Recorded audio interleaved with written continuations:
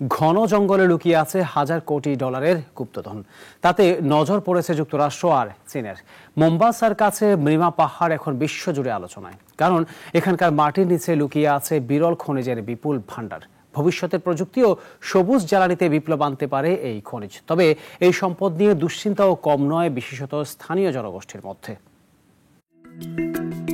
কেনিয়ার কোস্ট প্রদেশের মৃমা পাহাড়, বাইরে সবুজের বেষ্টনী, কিন্তু ভেতরে আছে রত্ন ভাণ্ডার।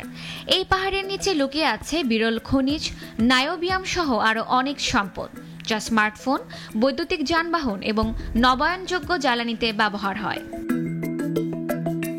2013 সালে ব্রিটিশ ও কানাডিয়ান সংস্থা প্যাসিফিক ওয়াইল্ডকেট রিসোর্সেস অনুমান করেছিল এই পাহাড়ের খনিজের মূল্য প্রায় $6,240 কোটি। এখন এই সম্পদ ঘিরে শুরু হয়েছে আন্তর্জাতিক প্রতিযোগিতা। মার্কিন রাষ্ট্রদূতের সাম্প্রতিক সফর যেমন যুক্তরাষ্ট্রের আগ্রহ বাড়িয়েছে, তেমনি চীনের নাগরিকদের পাহাড়ে প্রবেশ চেষ্টাও নজর কেড়েছে।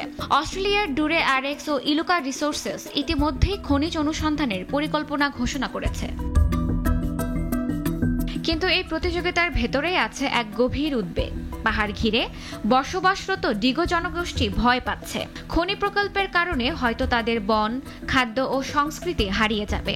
তাদের অনেকে মনে করেন বিদেশি কোম্পানিগুলো লাভ করবে আর ক্ষতিটা পোহাতে হবে স্থানীয়দেরই। তবে কিছু পরিবার আশাবাদীও।